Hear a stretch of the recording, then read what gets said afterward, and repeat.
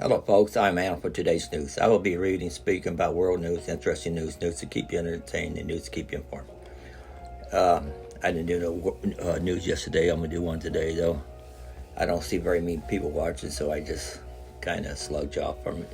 Anyway, what I got for you right now from OK Magazine: White House confession and leaked memo about Biden cash scandal.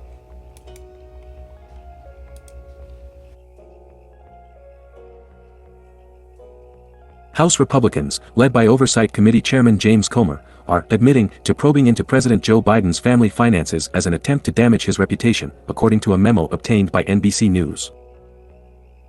Extreme MAGA House Republicans are being caught doing something they rarely do, telling the truth, White House spokesperson Ian Sam said. They are admitting through their own words and deeds that these so-called investigations are actually intended not to reveal facts but to hurt the president's political standing. Comer commented that Biden's poll numbers are flailing due to the investigation into his financial situation. "There's no question," he said. "You look at the polling, and right now Donald Trump is 7 points ahead of Joe Biden and trending upward, Joe Biden's trending downward. And I believe that the media is looking around, scratching their head, and they're realizing the American people are keeping up with our investigation." President Joe Biden once again falsely claims son Beau died in Iraq during Despite previously insisting that his investigation isn't political and that the only people that see this as a partisan investigation are the media and the hardcore Democrats, on Monday morning around 4 a.m., Comer took to the Fox airwaves to boast that his investigations are moving the needle not because he has uncovered facts but because he claimed, falsely, by the way, that President Biden's poll numbers are trending downward, he said. House Oversight Committee Republicans are investigating foreign payments made to Biden's family members, including Hunter Biden. "No amount of Washington spin can change these facts or erase these bank records," House Oversight Committee spokesperson said as they defended Comer's examination. "The White House must provide the American people with transparency now. The Oversight Committee will continue to pursue the truth and accountability for the American people. Never miss a story. Sign up for the OK newsletter." So far, no proof of any payments have been produced. Recently, Biden, 80, was asked about Hunter in an interview. "My son has done nothing wrong," he told MSNBC's Stephanie Ruhle when asked the investigation. "I trust him, I have faith in him. And it impacts my presidency by making me feel proud of him." Okay, now we go to the next one. It's from Bazinga. Infectious pathogen silently spreads to over 90% of California's cannabis farms, destroying THC production.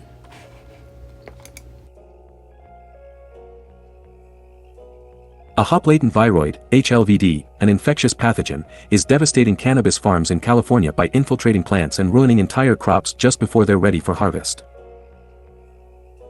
By causing a 30% reduction in plant weight, HLVD destroys THC production, clearly a devastating financial loss for growers. First identified in 2019, it has since infected around 90% of California's cannabis crops, posing a global threat to the entire industry.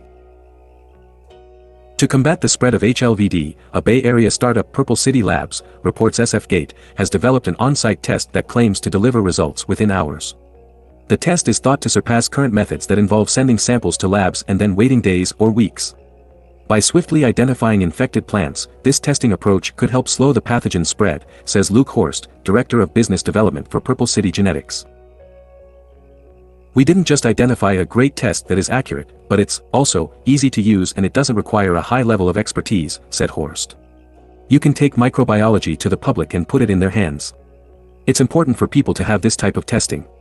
Delayed symptoms affect mother plant, pathogen silently spreads." HLVD has been silently spreading on cannabis farms for over a decade, wrote SFGate, initially perplexing growers who couldn't figure out why their harvests were declining. The viroid's late-acting symptoms, known as dudding, distort the plants and significantly reduce THC production. This is particularly problematic for modern cannabis farming practices, where hundreds of new plants are propagated from a single, artificially prevented flowering mother plant. The delayed symptoms allow infected mother plants to silently spread the pathogen for months without ever showing signs of the disease. Hence, a faster on-site test for the plants. By the time you get the results back, you may have cut that plant and sold it to your customers. So there is a real need for a high-throughput on-site diagnostic test for hop-latent viroid, said Ali Bektas, CEO of Purple City Labs and a lead author in the 2019 HLVD identification papers. Leveraging his PhD in microbial ecology, Bektas developed a LAMP test for HLVD. LAMP is a molecular test that uses real-time loop-mediated amplification (LAMP) technology to detect the presence of SARS-CoV-2, the virus that causes COVID-19, so Bektas thought it could also work on this new viral threat to cannabis. And it does, with results in just a few hours. Purple City Labs is now selling the technology globally at $10 per test. Bektas recently demonstrated the product in Spain, where HLVD was detected in the first test conducted. Sounds like a sales gimmick to me, but anyway.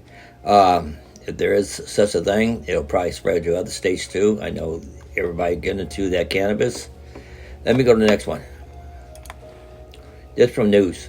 Leaked White House memo. Republicans telling the truth on Biden's family finances.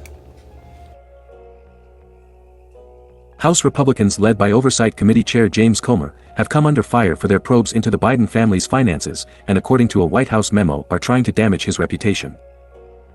According to the said memo, these admissions by the Republican factions mark one of the rare moments that they, Republicans, speak the truth. The White House has denounced the investigations as politically motivated attacks against President Joe Biden, citing Comer's own comments on Fox News where he linked the investigations to Biden's poll numbers in 2024. Extreme MAGA House Republicans are being caught doing something they rarely do, telling the truth, says White House spokesman Ian Sams in a document submitted to NBC. To add foundation to these claims, Comer acknowledged the effect of the probes into Biden's financial affairs on the current president's bid for another term in office. "Oh, you look at the polling, and right now Donald Trump is 7 points ahead of Joe Biden and trending upward, Joe Biden's trending downward. And I believe that the media is looking around, scratching their head, and they're realizing the American people are keeping up with our investigation," he said in an interview with Fox News. Comer had stated that it had moved the needle, despite his earlier assertion that the investigation was nonpartisan. This accusation was likened to a similar incident 2012 where then House Majority Leader Kevin McCarthy linked a House Republican Benghazi investigation to then presidential candidate Hillary Clinton's declining poll numbers.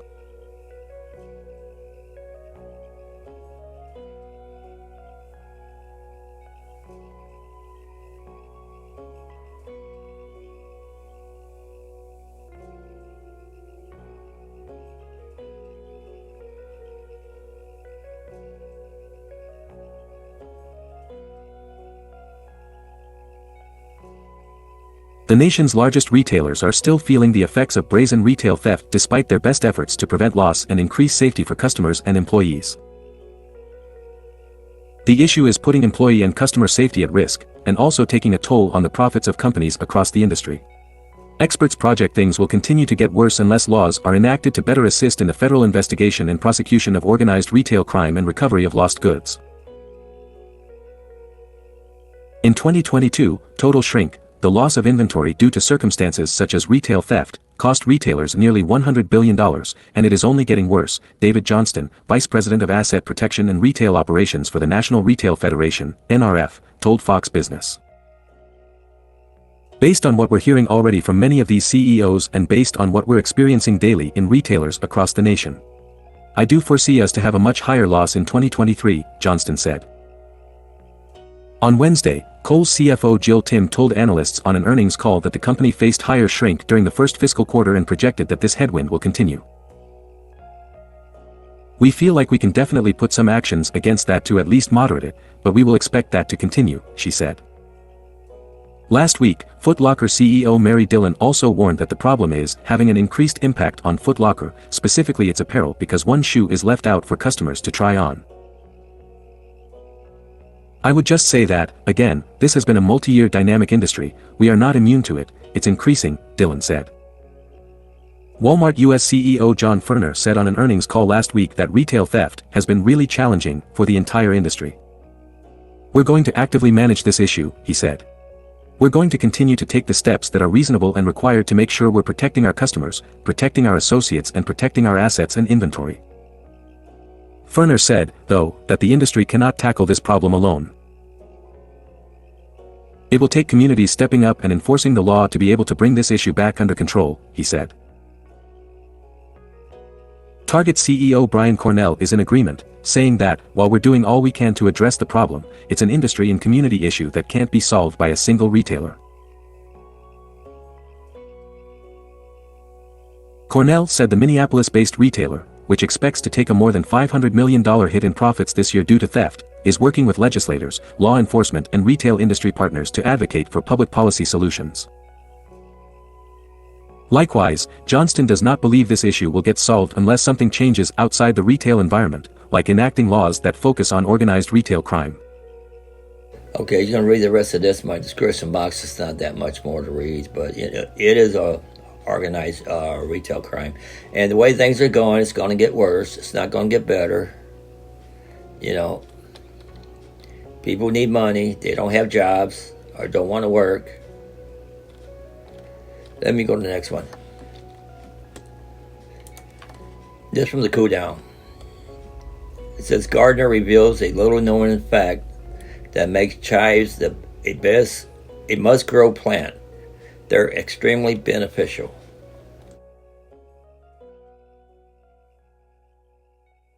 If you're looking to switch up your garden this season, one TikToker has a multi-purpose plant recommendation that may surprise you: chives.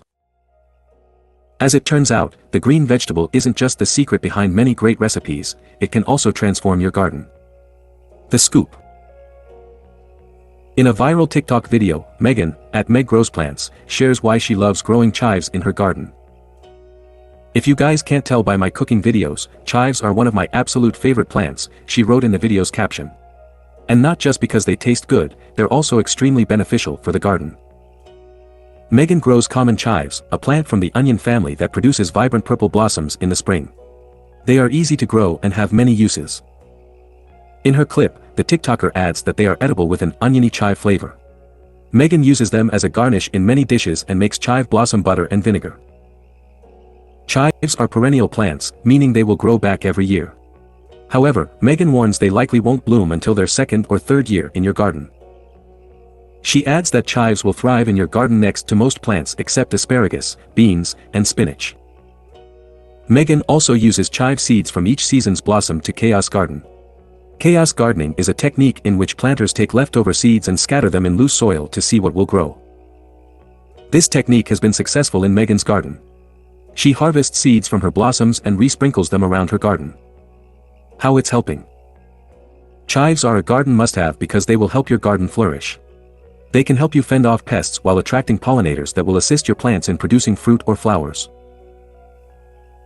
Many pests are repelled by chive's strong scent, including aphids, which are insects that damage plants by sucking juices from leaves and stems.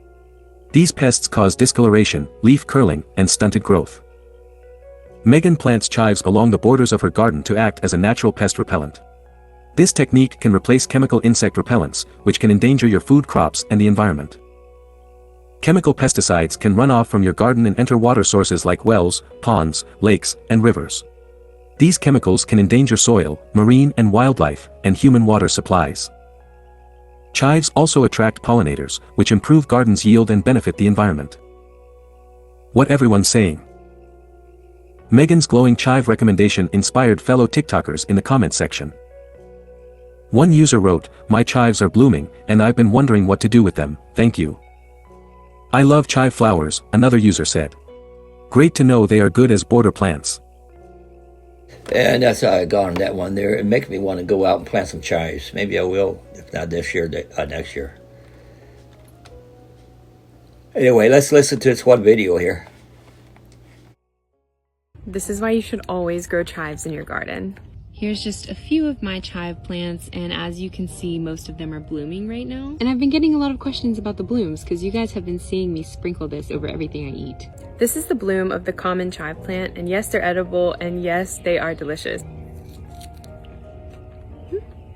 They're a little strong when you just bite into the whole thing like that, but they're still delicious, and it just tastes like the most delicate oniony chive flavor. So they're great for cooking. There's so many things that you can make with these. My favorite being chive blossom butter.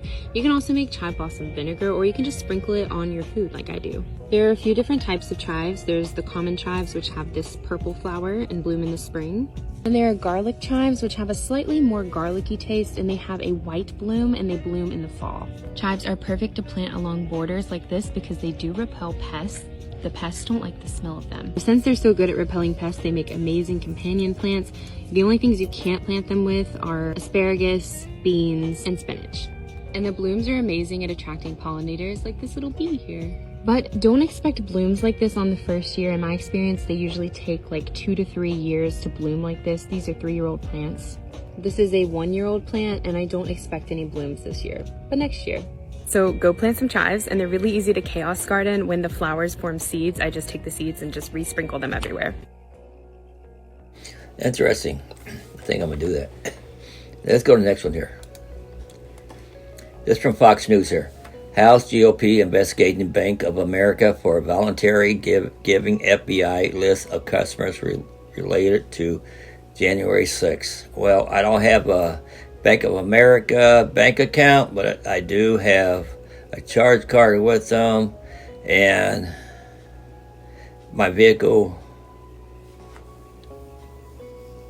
with them. So I'm going to just, once I get all those paid off, I'll get rid of them. Let's see what it says. Exclusive. House Republicans are investigating whether Bank of America voluntarily turned over to the FBI a list of customers who made transactions in the days on and around the January 6, 2021 Capitol riot, and those who purchased firearms with the bank's credit and debit cards. The House Judiciary Committee, its subcommittee on the weaponization of the federal government, and the subcommittee on the administrative state, regulatory reform and antitrust are conducting oversight of the FBI's receipt of information about American citizens from private entities. Representative Jim Jordan, Republican Ohio, who chairs the full committee and the weaponization subcommittee, and Representative Thomas Massie, Republican Kentucky, who chairs the other subcommittee, told Bank of America CEO Brian Moynihan in a letter obtained by Fox News Digital that they want more information on the bank's cooperation with the FBI. "We require your cooperation in investigating these facts," Jordan and Massie wrote in their letter. They asked for all records related to the provision of customer data by June 8. Bank of America customers furious after data shared with federal investigators. The investigation comes after an FBI whistleblower testified to the committees that Bank of America, with no directive from the FBI, data-mined its customer base by compiling customers who used a Bank of America debit or credit card between January 5 and January 7, 2021. Jordan and Massie explained to Moynihan that the FBI whistleblower told the committees that provided the FBI voluntarily and without any legal process with a list of those customers. The committee was also told, separately, that people who had previously purchased a firearm with a Bank of America product were elevated to the top of the list regardless of when or where the purchase was made. Retired FBI Supervisory Intelligence Analyst George Hill was one FBI whistleblower shared the information. He said Bank of America compiled that list. And then, on top of that list, they put anyone who had purchased a firearm during any date. Hill testified that the huge list that Bank of America created targeted transactions in Washington, D.C. and the surrounding area. As for the customers who made firearm purchases with a Bank of America product, Hill said there was no geographic framework and no date range. Hill's testimony was corroborated by the testimony of his former FBI supervisor, special agent in charge of the Boston field office Joseph Bonavolanta. He testified that he learned of Bank of America's move through another special agent in charge of counterterrorism in Boston. Okay, just more to read on that. If I want to read the rest of it, I'm going to get rid of my Bank of America card. I got a ways to go on my vehicle loan from them. Let's go to this one here, the Pioneer Woman. How to get rid of ants in your home and yard for good. I know everybody got ants. We get them around our pool.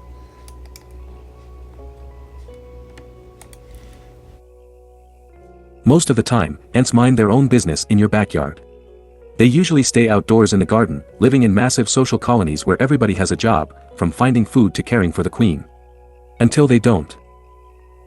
They're not a problem until they're marching across your counter, says Dan Suter, Ph.D., urban entomologist with the University of Georgia Extension. And there's never just one ant.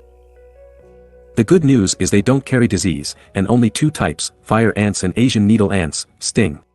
Nevertheless, no one wants them as house guests. And you might not want them hiding out in your grass either, especially when you go to pull out your Pioneer Woman picnic basket or if you have kids and dogs running around. So, we've researched exactly how to get rid of ants in your home and yard. Here, you'll find a variety of solutions to keep your space ant-free.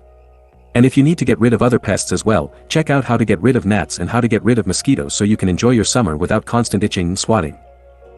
Find their food source. Generally, the ones that cause the most problems indoors are sweet ants, which are attracted to something such as a spilled soda or syrup, says Suter. They never stop searching for food, day and night. If you see a single ant meandering around by itself, she's looking for food. Interestingly, all the ants you see out exploring are females. Once she finds food, she drags her bottom to leave a trail of pheromones back to the colony so everyone else can find their way back to the bounty. Halt the party by cleaning up their food source, and spray a cleaning solution on the surface to wipe up and destroy the pheromone trail, says Suter. Do some sleuthing. How far ants will travel for food depends on the species, but it's generally within about 25 feet of the nest. The colony is almost always found outside, so look around to identify where they're foraging, says Suter. Inspect leaf litter, under rotting logs, in mulch beds up against the house, or any area where it's warm and damp. You're not looking for a nest, just trying to find where they're hanging out so you can try to eliminate potential hideouts. Okay, I'm going to stop it here. There's more to read on. At my girlfriend's, we was getting a lot of ants, inside her kitchen, and she couldn't figure out where it coming from. I told her, what you do, you walk around the house and see if you can see any trail. So that's what I did. I walk around the house, see if I could see any ant trail, and I sure did. It was climbing up the antenna wire from the outside. So we killed them, and we have not have any ants again. So that's another thing to keep in mind. Walk around your house, because they leave a long trail, okay? And you just find that trail and you break it up. And for my last one, this from the Cool Down. Gardening expert reveals the easiest way to keep mosquitoes out of your garden. No toxic pesticide required.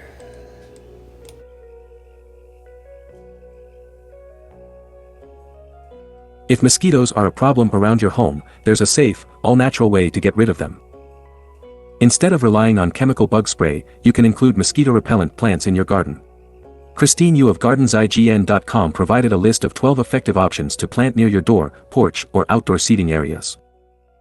What are mosquito-repellent plants? Mosquitoes have a strong sense of smell, which is one of the ways they find targets to bite. This makes them sensitive to other odors, too. Many plants naturally produce smells that repel mosquitoes. The scents of these flowers and herbs are pleasant for humans, but not for the obnoxious insects. Why should you use mosquito-repellent plants? The fewer the bugs that hang around your home, the fewer itchy bites you'll receive, which is a relief to many people who dread mosquito season. This is especially important in areas with mosquito-borne diseases like West Nile virus or for people who are sensitive to bug bites. Other repellents such as DEET also prevent mosquito bites, but they aren't as convenient and healthy. Plants repel the insects 24/7 without any effort on your part, unlike sprays that need to be reapplied. A whole garden's worth of seeds cost less than a year's supply of bug spray, and some of these plants are perennials that will return year after year. They even make your yard more beautiful while they protect you from bug bites. While the EPA says that DEET products should not be harmful if they are used as directed, they cannot safely be used on injured or irritated skin, and they shouldn't be inhaled. Meanwhile, mosquito-repellent plants are safer to be around, but some may be harmful if ingested by humans or pets. Finally, planting flowers and herbs in your garden is much more environmentally friendly than using a chemical spray or sending empty bottles to the landfill. Which mosquito-repellent plants should you choose? There are a wide range of plants that offer this benefit, so choose the ones that work for your lifestyle and your landscaping. Lavender is a popular choice because it's hardy and self-seeding. Once it's established, it will need very little care. Other flower options include marigolds, catmint, scented geraniums, bee balm, floss flower, and allium. If you prefer herbs that are useful in the kitchen as well as the garden, then look for lemongrass, rosemary, basil, mint, and sage. Yeah, the thing about lavender, I think it's poisonous for your pets if they chew it, so I will be careful for that. And I had lemongrass before. With my stupidity, I actually overwatered it and killed it during the wintertime. I'm going to get some more. I had what they call mosquito plant. It's actually, God, I just thought of the name a while ago and I can't think of it now. Centinela plant. And that works pretty good, but that you got to just squish it and rub it on your skin. It just don't repel mosquitoes, I learned. You got to rub it on your skin. Anyway, that's all the news I got for you right now. It's not much. And every time I get low views, I just don't want to put news out no more. Anyway, I'm going to try to do news once in a while, not every day probably now. And remember, I am Alan for today's news. I will be giving you world news, interesting news, news to keep you entertained, and news to keep you informed. Don't forget to like, subscribe, at least come back once in a while. And until next time, thank you for watching. Later.